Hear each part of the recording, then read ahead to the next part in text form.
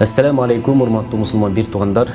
Мындан 2 жыл мурда улууларды ыйлаткан суроо аттуу бир видеосу чыккан. Өзүңүздөр жакшы билесиздер. Ал болгону 19 мүнөттүк боло турган болсо, азыр ошол ар бир асыл инсандарды өзүнчө кылып чыгарып берүүнү туура көрдүк. Эгерде мына ушул видео 5000 лайк алган болсо, анда кийинки видеолорду дагы ушундай иретте көрө аласыздар. Анда эмесе сиздерди күттүрбөй видеого өтөбүз. Bismillah, alhamdulillah, ve salatu ve selamu ala Resulillah. Атаңыздың бұл дүйнөдөн өткөнүнө канча убакыт болду дейт. 2007 жылы каза болгон. Ошондо 10 жыл болуптур да.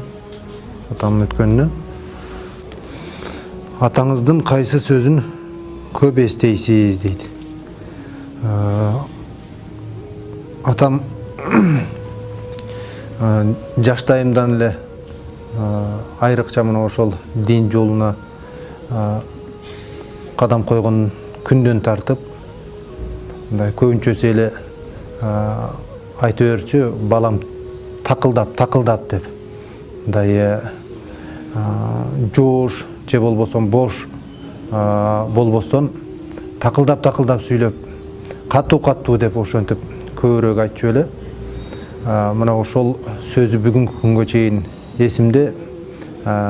Кээде жума баянга чыккан чакта деле мына ошол сөзүн эстеп коёмун. Бирок тилекке каршы мына ошол атамдын осуятын бүгүнкү күнгө чейин осуят дагы эмес, балким ошол кеңешини бүгүнкү күнгө чейин толук орундай албай келемин. Адатта көп аткара турган жумушу кайсы эле дейт. Көбүнчөсү ата болгондон кийин айрыкча мен үй бүлөдө эң кичүүсү болгондуктан мына ошол атам колунда чоңоюп калдым. Эртели кеч эле ошол балдарын чоңойтомун деп ошол үй тиричилиги менен алек болчу. Тагыраак айтканда, үй бүлөбүздө 9 бир тууган болгондуктан мага чейинки бир туугандарымды үйлөп, турмушка берип, мына ошолорду турак жай менен камсыз кылуу менен алек болгондуктан көбүнчөсү үй жумуштары менен алек болчу эле. Кайсы темада көбүрөөк сүйлөшчү элеңиз дейт. Мындай сүйлөшкөн кезибиз эле болбоптур.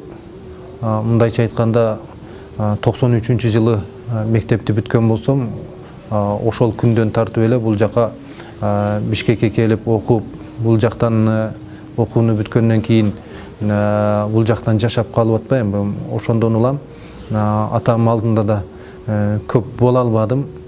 Эми ошол кезде барып турган чакта же болбосом ошол бул жака келгенге чейин деле атам менен сүйлөшкөндө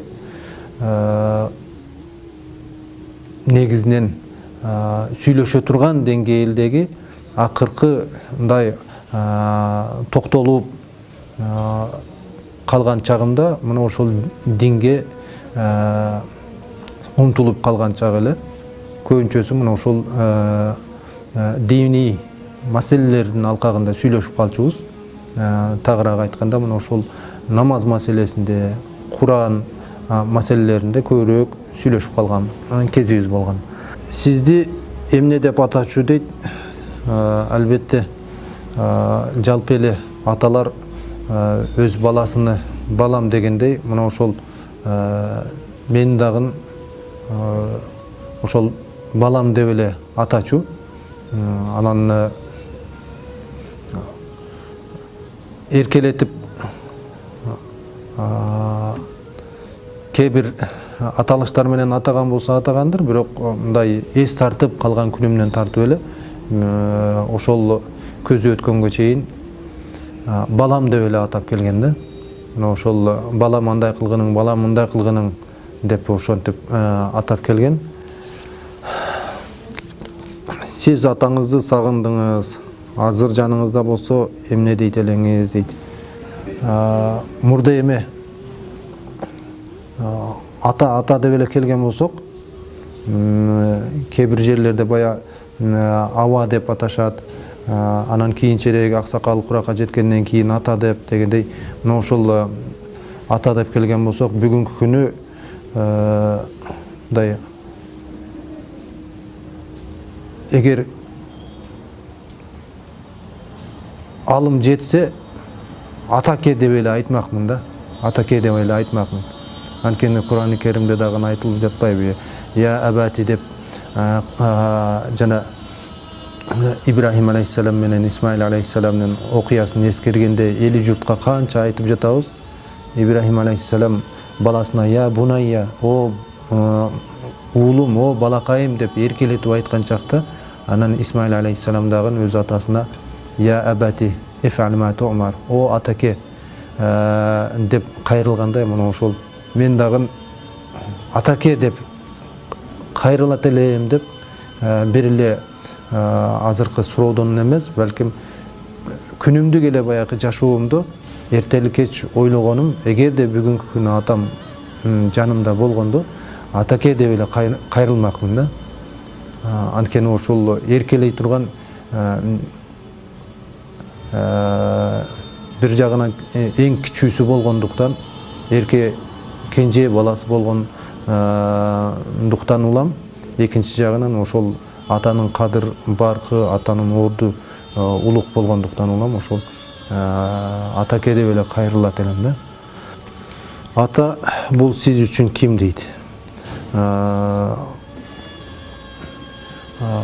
Ата мен үчүн пайгамбарыбыз саллаллаху алейхи ва саллям өз сөзүндө айтып кеткендей, бейиштин ортоңку дарбазасы да, эң башкы дарбазасы.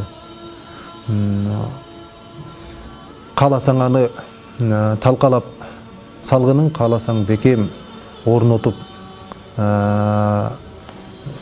бекем кармангынын деп айткан хадистин негизинде, ата бул мен үчүн бейиштин, бейишке кире турган, албетте бейиштин бир канча эшиктери бар эмеспи? Бая ал Рамазан айында мисалы Райян эшиги дегидей бир топ эшиктери боло турган болсо, ошол эшиктердин эң башкы эшиги.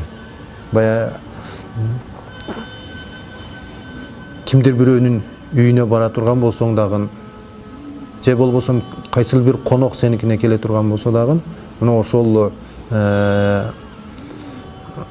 четтеги бир калиткадан эмес, балким ошол конокту башкы дарбазадан күтүп киргизгендей, мына ошол ата бул бейиштин ортоңку эшиги. Атакеңизди алдыда эмнени аткарам деп, бирок ишке ашпай калган дейт. Жок дегенде ушул күнгө чейин жана эртелик кеч тиричилик деп өтүп, жанагы мазол баскан колдору, буттары бүгүнкү күнгө чейин элесимде да. Анан өзүнчө таң калып ойлоп коемун, бүгүнкү күнү биз эми шаар жашоосу менен болуп калып, көп деле кара жумушка аралашпай калган соң, мына ошол өзүм эле колдорум карап көрүп, анан ошол эле учурда атамдын колуну салыштырып, кадимкидей баягы мазолдоруну элестетип, эми ошол мазолдор жөн жайынан болгон жок да. Бизди багып чоңойтуп өстүрөм, үйлөп, окутуп, жайгаштырып деп канча ошол машакат чекти. Мына ошол колунан бүгүнкү күнү бая эгерде атам болгондо, ошол жетпей келем, колуна бир өпсөм деп, бирок ошол нерсе ишке ашпай калгандыгына өкүнүп жүрөм да. Өмүрүмдө ошол атам колунан эми жана студент кездерде кээ бир баягы барган чакта ушундай биринчи саламдашканда барып колунан өп койсом экен деп, жанакы анча мынча түрктөрдүн фильмдеринде деле көрүп көз көнүп деле калды. Мына ошолор сыңары атабызды баягы жок дегенде атабызды барып туруп ошол ыраазычылыгын ала алмасак дагы жок дегенде колунан өп койсом экен деп аракет кылып, бирок ошол нерсе ишке ашпай бүгүнкү күнү ошол нерсеге жетпей келем да. Эгерде бүгүнкү күнү болгондо атам жок эле дегенде ошол колунан болсо дагы өпмөкмүн да. Ошол нерсе бүгүнкү күнү ошол кыжалатка салып, анан жүрөктү өйгөн маселе ошол.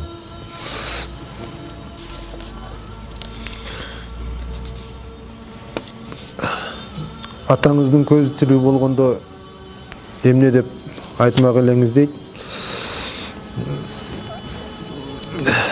Эми атам көзү тирүү болгондо деп туруп бүгүнкү күнү эми өтүп кеткенден кийин изи сууп бүгүнкү күнү эми эскерип жатканыбыз эми канчалык, бирок бүгүнкү күнү мен атамды көбүнчөсү эскерген жайым ошол өткөндө бир-эки студенттерге дагы айтып бердим. Жаштайыман эле мектептен келген чакта ошол келер замат эле кел балам малдарга чөп кыркып коелу деп чакырып калчу. Анан жаш бала сумкени коюп эле ошол колго нан кармап достор менен оюнга шашып турган кезде жанакы атанын ошол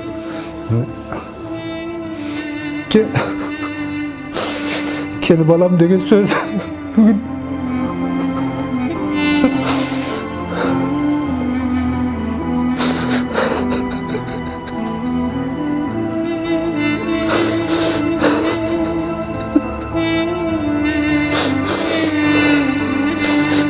үйгө барганда баякы дарбазадан короо жакты карап коем, качан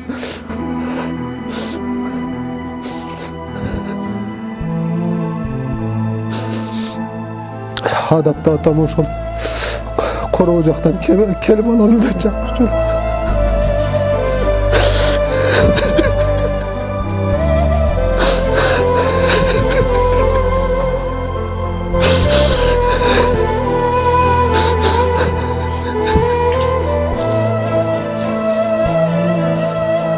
Ошол балам деген сөзүн сагынып келем бүгүнкү күнү.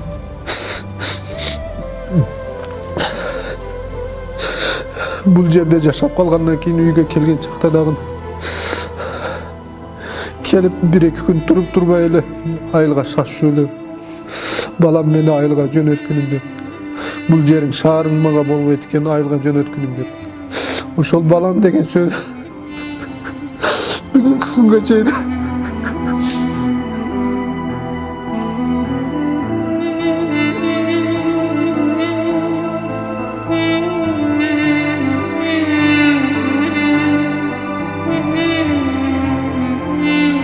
bir 70'ten aşıp kalgan 70 yaş kuraqtagı atam baykuş эми көрүнгөн жерге тыгылып, көрүнгөн жерде ошол батышып Бишкекке келип, анан Бишкекке келгенде дагы бул жактан окуу мезгилине чейин кайра айылга барып турайын деп, анан айылга барып кайра келген чакта байкуш эми бүгүнкү күнү мындай машина менен жүрүп элестетип атпайбызбы? Пишпектен станциядан түшүп, Пишпектен тартып тиги Киркамсуройго чейин ошол атамды күтүп алып басып барган экенбиз да. Аксакал кишини бастырып, анан бул окуу жайга келебиз дегенде тетиги Киркамсуройдон бериги 14-тирлөөбүз жүрчү эле.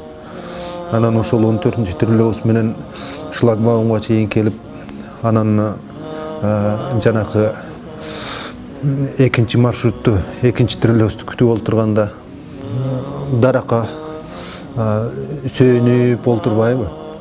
Ошол мени окутамын деп ошончолук кыйынчылыктарды баштан өткөрүп, эми бүгүн биз заманбап болуп, заманыбызга жараша болуп калдык. Бирок байкуш аксакал кишилер ошол баласын деп көрүнгөн жерде олтуруп, көрүнгөн жерде батып, көрүнгөн жерде ошол баш калкалап, оокатын кылып, ошол бала деп өтөт экен. Анан биз мезгилинде ошолордун баркына жетпестен, анан бүгүнкү күнү эскергенибиз эми канчалык? Эми эң эле өкүнүчкө салган маселе ошол 2007 жылы өтөөрдөн мурда сентябрь айлары болсо керек,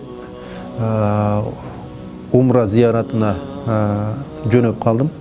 Ал кезде мына ошол атам суркоолоп калып, бир туугандарым мен умрага жөнөгөн соң ошонун кабарыны айтпай эле турайлы, кыжалат болбой барып келсейин деп ошол унчугушпаптыр. Анан сак саламат барып келгенден кийин, бул жерге келгенден кийин кабар берип атпайбы? Анан ал жакта умрада бир 20 күн, 25 күндөй жүргөн болсом, Рамазан айы болчу эле. Анан келгенден кийин заматта эле айылга кетип калыш дагы ыңгайсыз болду. Бир тараптан жетекчиликтин астында өзү 3 жума жумуштан калып, анан дагы бир жума уруксат сураш, ал жагы дагы канчалык калып каласын Кудай билет. Ыңгайсыз болгондуктан анан жок дегенде бир жума иштейин деген ниет менен бул жерде эми иштеп калдым. Күнүгө чалышат. Ал кезде баягы бүгүнкү күндөгүндөй видео звоноктор дагы жок. Күнүгө чалып, эми жолго чыктыңбы деп сурайт. Мен ар кандай шылтоону айтам. Төө ашууга кар жаап коюптур. Ашуулар кар экен деп.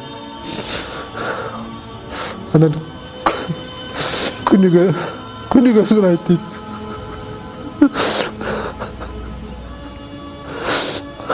А мен болсо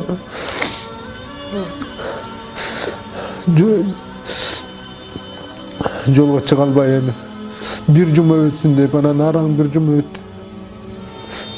Анан бир жума өткөн соң жума күнү Абдушкур устазга жумадан мурда кирип, дамыла абал ушундай, уруксат берсеңиз мен айылга барып келсем десем.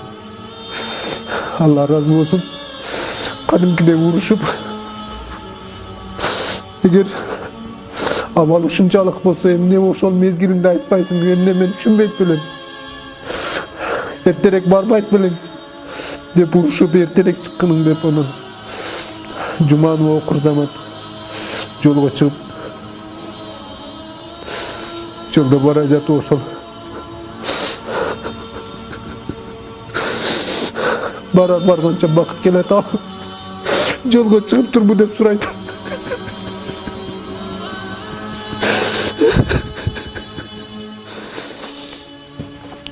Кадам жайдын окнасына жеткенде айылдан звонок келип калды. Кайтыш болуп кетти.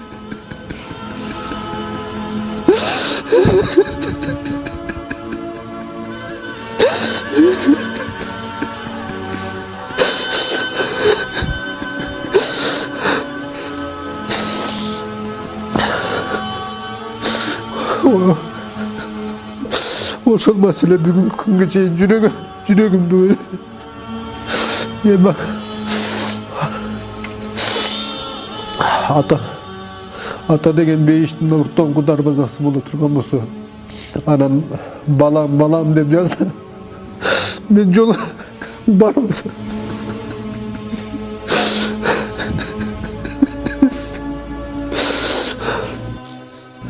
Бирок Kuday nasip kılıp 2013 yılı Allah razı olsun Sayit Bayım Üstaz'ın demilgesi menen dagın Umra saparına ziyaretten kaldık. Muna oşol saparda atam atынан oşol umra kılıp anan umra bütkөндөн soň adatda oşol күн ысык болгондуктан салкын деп түн ичинде умраны өтөгөн соң эрте таңда келип жаздыкка баш коюп түш көрүп атпаймынбы. Анан түшүмдө атам арыда турган экен. Адатта ошол атам өткөндөн бери ал кишини түшүмө дагы мындай даана жүзү көрүнө элек. Бир гана ошол кезде арыда турган экен. Анан ошол барып туруп үстүнө аппакай көйнөктү кийгизип туруп анан топчулап койгон чакта атам мени карап туруп жылмайып коюп элеси жоголуп кетип атпайбы. Анан ошондон улам ушул окуяны эстеген соң гана жанакы өзүмдү өзүм сооротуп бүгүнкү күнгө чейин өзүмдү өзүм сооротконум болбосо бирок бүгүнкү күнгө чейин ошо өзүмдү өзүм күнөөкөрлөп келем да. Ошондон улам бүгүнкү күндө кимдин атасы боло турган болсо кечикпестен мүмкүнчүлүгү болушунча ошол атасынын батасын алып, атасына камкор болуп, атасынын жанында сырдаш болуп, анан адатта кээ бир досторум атасы менен мындай аңгемелешип, сырдашып олтуруп калган күндөрүн эстеген чакта менин турмушумда тилекке каршы ошондой күн дагы мындай болгон эмеспи, же эстей албай жатамбы. Ошол мекендештеримди ошол нерседен эртең күнү өкүнүп калбастан ошол колубузда бар алтындын эмес, алтындан да кымбат болгон ошол улуу инсан, ата деген инсандын батасын алып, ыраазычылыгын алууга үндөп кетмек элем. Ал эми өзүм болсо Кудай Таала ошол жогорто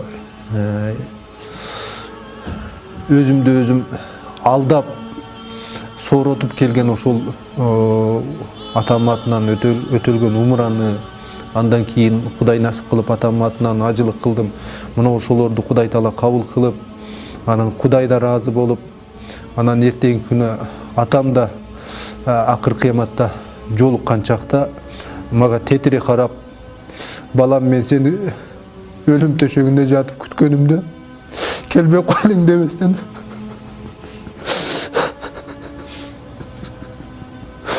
ошол түшүмдөгүндөй мындай түз карап жылмайышына үмүт кылып келердим. Кудай Таала ошону насип кылган болсун. Жалпы аталардын ден соолугу чың болсун, өмүрлөрү узун болсун. Аллах Таала баарыбызга ошол баарыбызга аталык мээрин берген болсун. Анан балдарыбыздын алдында аталык озуйпабызды өтөштү Кудай Таала насип кылган болсун. Ассаламу алейкум ва рахматуллахи ва баракатуху.